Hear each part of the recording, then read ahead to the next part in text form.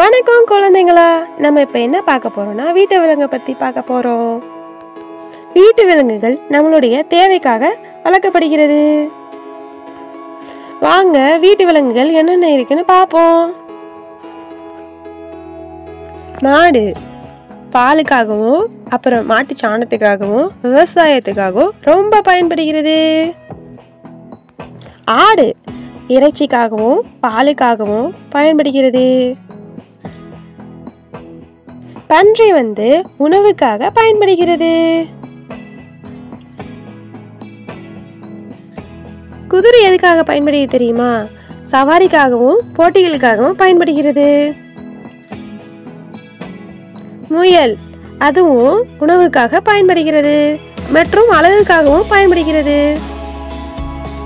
எருமை பாலுக்காகவும் விவசாயிகளுக்காகவும் பயன்படுகிறது.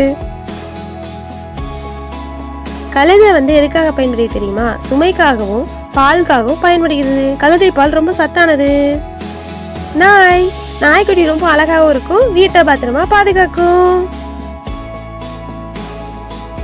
பூனை வீட்டில் இருக்க எலிகள் பிடிச்சி சாப்பிடும், வீட்டில் தொந்தரவுலாம் தடுக்கும், எக்ஸ்ட்ரா வர பூச்சியெல்லாம் தடுக்கும். கோழி அது உணவுக்காக பயன்படுகிறது. சேவலும் உணவுக்காக பயன்படுகிறது.